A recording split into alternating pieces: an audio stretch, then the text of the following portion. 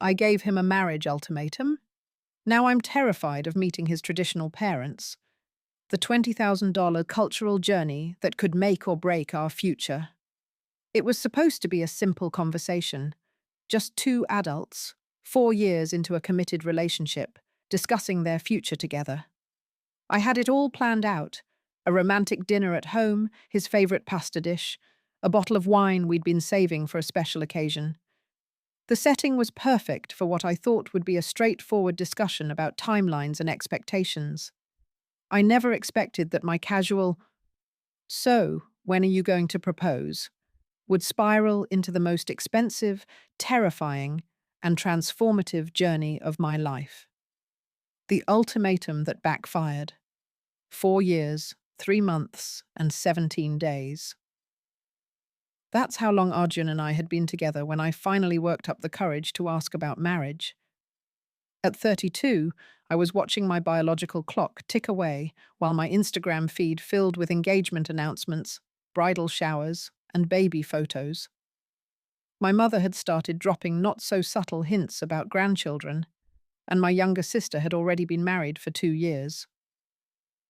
"I think it's time we talked about our future," I said that night, twirling pasta around my fork without actually eating it. "About marriage." Arjun paused mid-bite, his expression unreadable. At 34, he was established in his career as a software engineer, financially stable, and by all measures, ready for the next step. Or so I thought. "I've been thinking about it too," he admitted, setting down his fork with a precision that immediately made me nervous. "And?" I prompted, heart hammering in my chest. "And I want to marry you, Emma. I do." I waited for the but. There's always a but. But in my culture, marriage isn't just about the couple. It's about joining families. I nodded impatiently. We'd discussed his Indian heritage many times throughout our relationship. I'd even attended 2 Indian weddings with him, marveling at the colourful, multi-day celebrations so different from the white dress affairs I'd grown up with. "I know that," I said, "and I'm fine with having a traditional ceremony alongside a Western one." "It's more than the ceremony." He took a deep breath. "My parents, they're very traditional. They've accepted that I'm dating an American woman. But marriage is different. They expect my wife to at least understand our culture, speak some Gujarati, and most importantly, they want to properly welcome you into the family before any engagement." I felt a creeping sense of dread. What exactly does that mean? "It means visiting them in India, staying in their home, learning about our traditions firsthand." I blinked at him. "You want me to go to India before you'll propose?" "I want us to visit my family together, yes. It's important to me, Emma." The conversation quickly descended into what could generously be called a heated discussion. Words like ultimatum, unreasonable, and cultural respect were thrown around. Eventually, I stormed out of our apartment and spent the night at my best friend Mia's place, crying into a pint of ice cream while she sympathetically patted my back. "So he won't propose until you visit his parents in India?" she asked for clarification. "And learn some of their language," I added miserably. "He says it would show respect and make his parents feel like I'm serious about becoming part of their family." "Is that so unreasonable?" Mia asked carefully. "You've been asking him to make a lifetime commitment. He's asking for a few weeks of cultural immersion." Put that way, it did sound somewhat equivalent. But the fear had already taken root in my heart. Fear of the unknown, fear of failure, fear of not being accepted by his family. What if I went through all this effort, only to have his parents disapprove? What if I couldn't learn the language? What if this was just Arjun's way of stalling? When I returned home the next morning, Arjun was sitting at our kitchen table, eyes red from what appeared to be a sleepless night. "I love you," he said simply. I want to marry you, but my family is important to me, and I need them to be part of our life together. This isn't an arbitrary test, Emma. It's me asking you to understand a fundamental part of who I am. I sat down across from him, suddenly exhausted. And if I do this, learn some Gujarati, visit your parents, you'll propose. He reached across the table and took my hands. If we do this together, and you still want to marry me afterward, yes. It wasn't exactly the romantic proposal timeline I'd imagined, but looking into his eyes, I knew this mattered to him. And he mattered to me. Okay, I said finally. I'll do it. Little did I know that my simple okay would lead to a $20,000 journey, countless tears, 3 panic attacks, and the most profound growth I'd ever experienced. The $20,000 price tag of love. The financial reality of our cultural journey hit me like a truck during our planning phase. I'd naively assumed we were talking about a 2-week vacation. Arjun had something much more immersive in mind. 3 months. I nearly choked on my coffee when he mentioned the time frame. Arjun, I can't take 3 months off work. He looked disappointed, but nodded. I understand. My parents suggested it because that's how long it would take to really get comfortable with basic Gujarati and experience the important family celebrations. But we can shorten it. We eventually compromised on a 6-week trip, which still required significant planning. I had 4 months of accumulated vacation time at my marketing firm, but I'd been saving it for our honeymoon. The irony wasn't lost on me, using my honeymoon savings to potentially earn the right to have a honeymoon. Then came the expenses, meticulously tracked in a spreadsheet that made me break out in cold sweats. Language lessons, $3,500. Private tutor, twice weekly for 6 months. Airfare to Gujarat, India, business class at Arjun's insistence, $4,200 each. Shopping for appropriate attire, $1,200. Traditional outfits for various occasions. Gifts for his extended family, $800. Visa processing, $400. Vaccinations and travel medicine, $600. Lost income from unpaid time off, $4,000 and $1,500. The grand total, just over $20,000, not counting the smaller expenses that would inevitably crop up. My savings account, which I'd been proudly building for a down payment on our future home, would take a massive hit. We can split the costs, Arjun offered when he saw my face pale at the numbers. It's not just about the money, I admitted, though the financial strain was certainly significant. It's what the money represents. I'm spending more on this trip than some people spend on their entire weddings, with no guarantee that we'll even get engaged afterward. This isn't a transaction, Emma, he said, a hint of frustration creeping into his voice. I'm not asking you to buy my proposal. I'm asking you to invest in understanding my background before we combine our lives permanently. Put that way, it sounded reasonable. But the crushing weight of the expenses, combined with the pressure to learn a new language and impress his family, left me lying awake at night, staring at the ceiling and wondering if any of this was worth it. The real challenge began the following week, when my Gujarati lessons started with Mrs. Patel, an elderly woman with kind eyes and absolutely no tolerance for mispronunciation. No, no, no, like this. Hu tamne prem karu chu. Again. I repeated the phrase, I love you, in Gujarati, for what felt like the 100th time that hour. Better, she conceded, though her expression suggested otherwise. Your accent needs much work.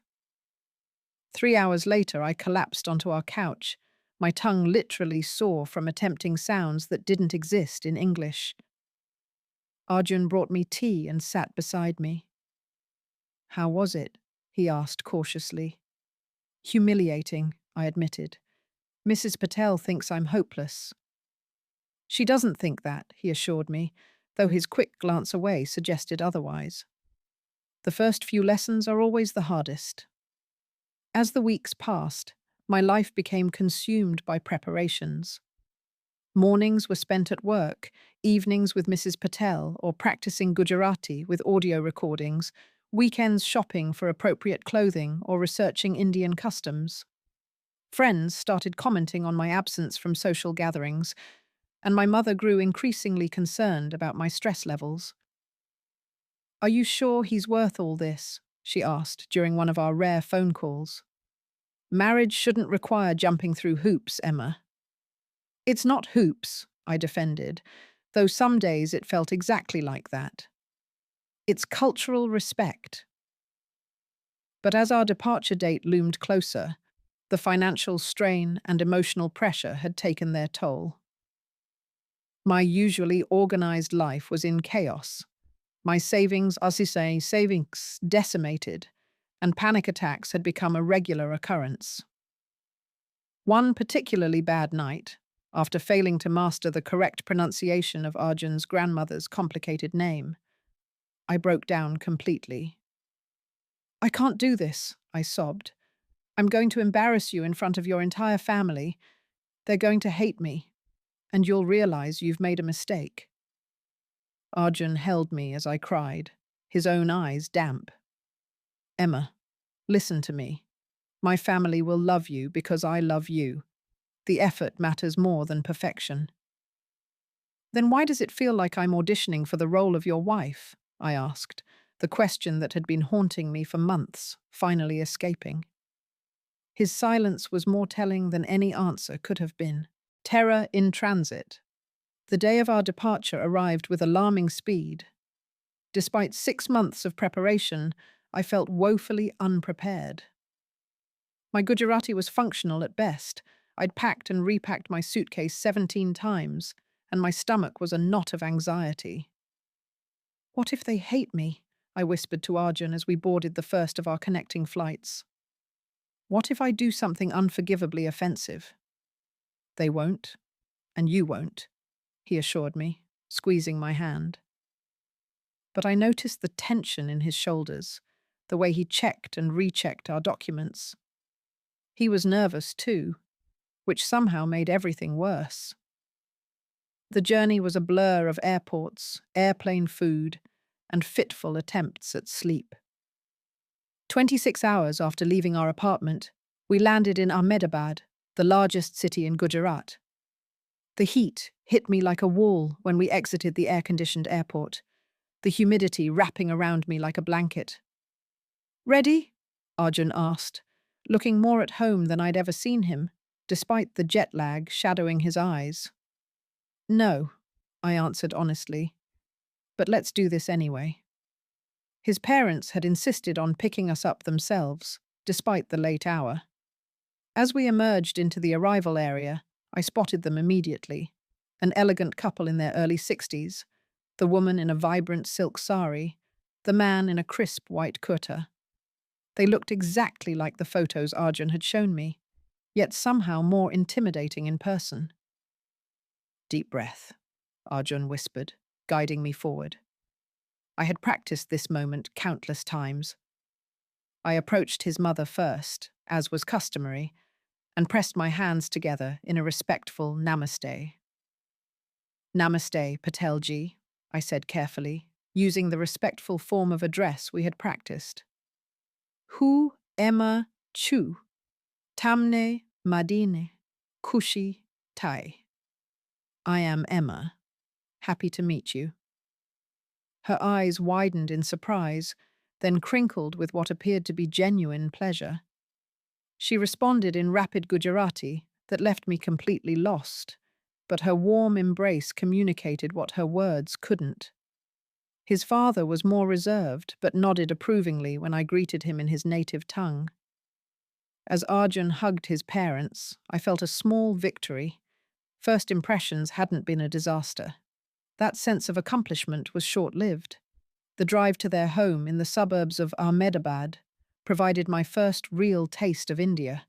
Chaotic traffic unlike anything I'd experienced, honking horns, the occasional cow wandering across the road, and conversations I could barely follow despite my months of language study. By the time we arrived at their house, a spacious three-story home in a gated community, I was overwhelmed and fighting jet lag. Arjun's mother showed us to our separate rooms. Traditional propriety meant we wouldn't be sharing a room until after marriage, and I collapsed onto the bed, too exhausted even for tears. The real challenges began the following morning. I awoke to the sounds of prayers and kitchen activity, the unfamiliar smells of spices and incense filling the air. After a quick shower in the bathroom that was nothing like what I was used to, I dressed in one of the salwar kameez outfits I'd purchased in the US, carefully applied minimal makeup, and ventured downstairs. The next 3 hours were a crash course in cultural immersion. Arjun's mother, Leela, insisted I join her in the kitchen to learn family recipes. My clumsy attempts at rolling perfectly round rotis, flatbreads, were met with patient correction. When his grandmother arrived, a tiny, formidable woman with sharp eyes and sharper opinions, I was subjected to a thorough interrogation through Arjun's translations. "She wants to know if you can cook Indian food," Arjun relayed. "Tell her I'm learning," I responded diplomatically. The grandmother said something that made Arjun wince. "What did she say?" I asked quietly. "She says learning is for children. A wife should already know." By evening, I was fighting tears of frustration and exhaustion. The language barrier was more significant than I'd anticipated, the customs more complex, and the scrutiny more intense. When Arjun and I finally had a moment alone in the garden, I couldn't hold back anymore. "They hate me," I whispered fiercely. "Your grandmother hasn't smiled once. Your mother keeps correcting everything I do, and your father barely acknowledges my existence." "They don't hate you," Arjun insisted. "They're getting to know you.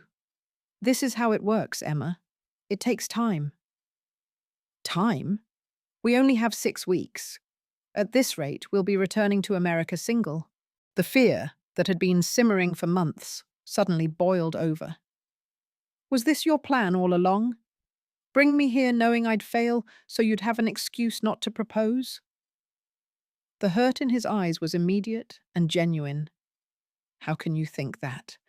Emma, I love you. I brought you here because marriage means bringing our families together, and I need you to understand mine." I turned away, tears flowing freely now. "I've spent $20,000 and dedicated 6 months of my life to this. I've learned a new language, studied your customs, bought all the right clothes. What more could they possibly want from me?" His answer was simple and devastating. "Time. They want to know that you're not just doing this to earn a proposal. They want to see that you genuinely care about our culture and family." As I looked back at the house where his extended family was gathering for dinner, a dinner where I would undoubtedly make more mistakes and face more judgment, I felt completely overwhelmed by the magnitude of what I'd undertaken. "I'm not sure I can do this," I admitted, my voice small. Arjun took my hands, his expression serious. "Then perhaps we have our answer about our future." It was the first time either of us had voiced the possibility that this journey might end our relationship rather than cement it. The reality of what was at stake hit me with crushing force.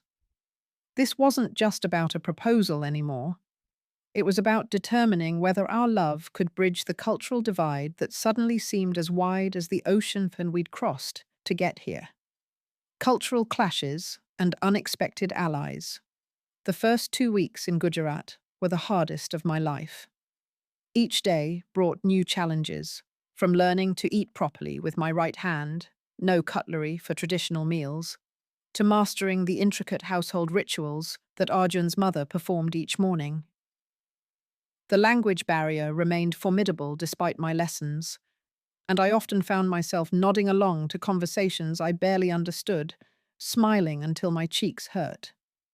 Arjun's grandmother, whom everyone called Ba, remained my toughest critic. She watched my every move with narrowed eyes, commenting in rapid Gujarati that required no translation to understand her disapproval. One morning, after I'd apparently committed some unforgivable error in how I helped prepare breakfast, she launched into a lengthy speech that had Leela looking uncomfortable, and Arjun's father, Nikhil, suddenly finding reason to leave the room. "What did she say?" I asked Arjun when we had a moment alone. He hesitated. "She's concerned that you don't respect our traditions enough. She She suggested that perhaps you're only interested in me for a green card." I nearly choked. "A green card? You're the one who was born in New Jersey. I'm the American citizen." "I know that," he said quickly. "Bar doesn't understand that I'm American-born. She thinks I moved to the US as an adult." The misunderstanding would have been comical if it weren't so painful. Despite my exhaustive preparations, I was still being judged based on assumptions and stereotypes.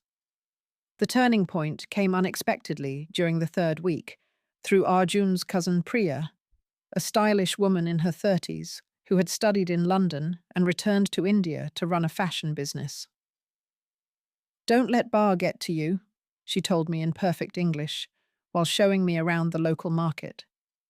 She was the same with my British husband. Now she loves him more than she loves me. "I find that hard to believe," I said, watching helplessly as a street vendor gave me what was clearly the foreigner price for a simple scarf. Priya smoothly interrupted, negotiating in Gujarati until the price dropped by half. She handed me the scarf with a wink. "Trust me. The day Bar starts criticizing your cooking instead of your character is the day you know you've been accepted." With Priya's guidance, I began to navigate the complex family dynamics more successfully. She taught me shortcuts for preparing traditional dishes, explained the family gossip I'd been missing, and most valuably showed me how to assert myself within the cultural boundaries. "The mistake many Western women make," she explained over chai one afternoon, "is thinking they need to completely surrender their identity to be accepted. What the family really wants to see is your respect for their traditions alongside your own strength. That's what will make you a good partner for Arjun in their eyes." Armed with this insight, I approached the next family gathering differently. Instead of trying to fade into the background or nervously overperforming Gujarati customs, I engaged more confidently. When the conversation switched to English to accommodate me, I thanked them, but encouraged them to continue in Gujarati, asking only for occasional translations. I helped with meal preparations, but also shared stories about American traditions my family practiced. To my surprise, Arjun's father began asking me questions about my work in digital marketing, a field that interested him. His mother requested recipes for my favorite American dishes, curious about the food Arjun had grown to love. Even Ba seemed less critical, though she still corrected my roti rolling technique at every opportunity. "You're finding your place," Arjun observed one evening as we walked through his childhood neighborhood. "I can see it happening." "I'm trying," I admitted, "but it's exhausting being constantly evaluated." He squeezed my hand. "For what it's worth, I think you're passing with flying colors." The genuine pride in his voice soothed some of my anxiety. For the first time since our arrival, I allowed myself to imagine a future where I really could belong in this family, where these people might someday be my in-laws rather than my judges. That fragile hope was tested again during the fourth week, when Arjun's parents hosted a large family gathering to celebrate his uncle's retirement. Over 60 relatives crowded into the house, many meeting me for the first time. The scrutiny was intense, the questions endless, and my limited Gujarati stretched to breaking point. Midway through the evening, I retreated to the kitchen for a moment of respite, only to find Bar already there, preparing another tray of sweets. "May I help?" I offered in Gujarati, bracing for rejection. She studied me for a long moment before nodding and handing me a rolling pin. We worked in silence for several minutes, me desperately trying to shape the dough exactly as she demonstrated. "Not bad," she finally said, in heavily accented but clear English. "You learn quick." It was the first direct compliment she had given me, and certainly the first time she'd spoken to me in English. I nearly dropped the rolling pin in shock. "Thank you, Bar," I responded, using her familiar title for the first time. "I have good teachers." A ghost of a smile crossed her face before she returned to her usual stern expression. "Arjun is good boy, smart boy. He deserves good wife." The statement hung between us, neither quite approval nor rejection. Before I could respond, Leela entered the kitchen, looking between us with curious surprise. Bar said something to her in Gujarati that made Leela's eyebrows rise before she smiled warmly at me. Whatever had been said, it seemed to shift something fundamental in the household dynamic. That night, Arjun found me on the rooftop terrace, where I was admiring the city lights and messaging my parents to check in. "Something's changed," he said, sitting beside me. "My mother just told me that Bar thinks you might have the making of a proper daughter-in-law after all." "Is that good?" I asked cautiously. "From Bar? That's practically a marriage proposal itself." We laughed together under the Indian stars, and for the first time since arriving, I felt the knot of anxiety in my chest begin to loosen.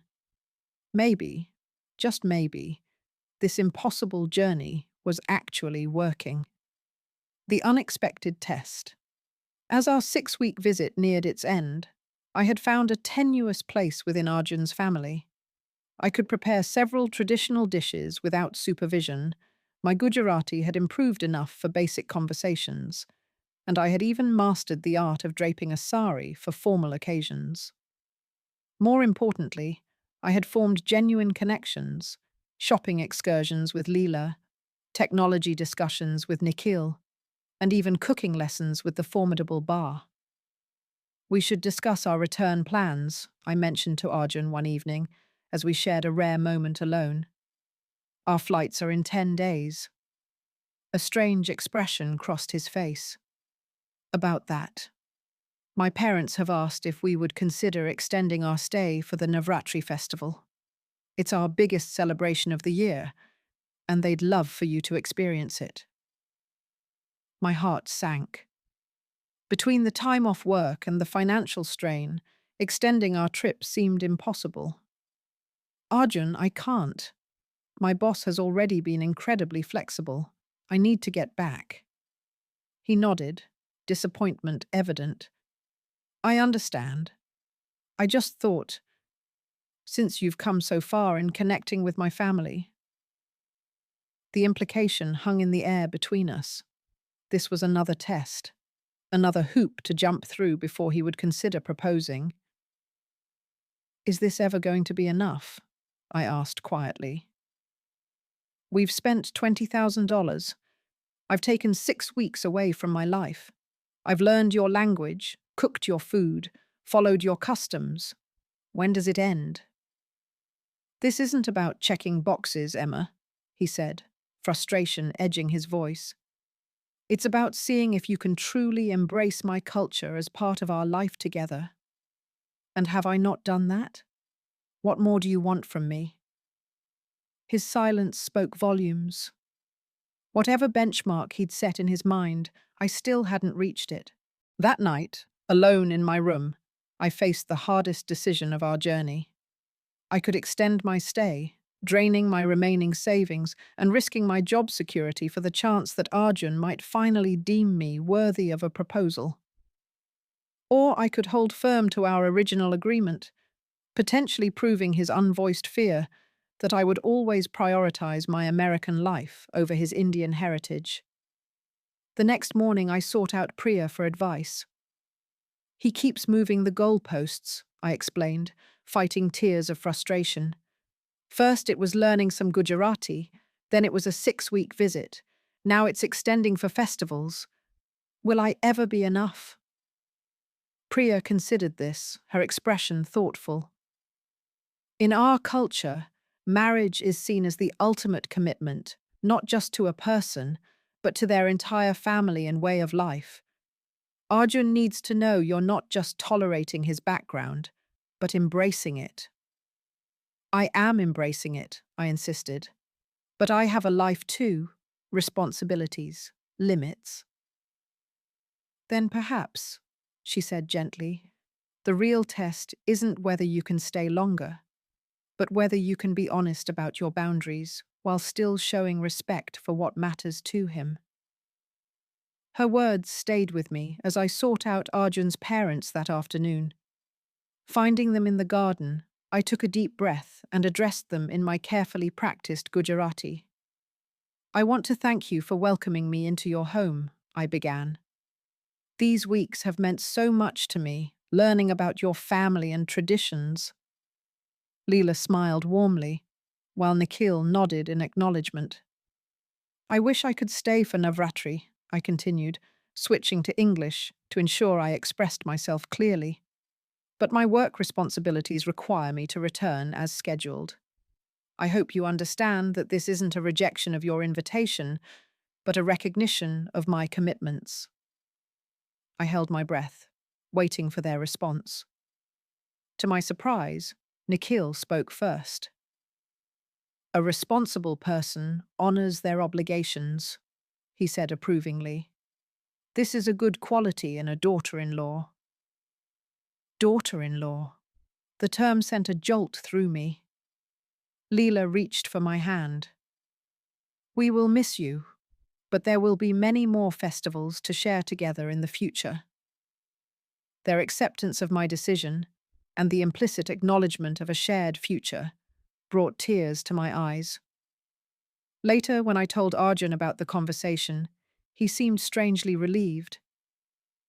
I should have known they would understand, he said.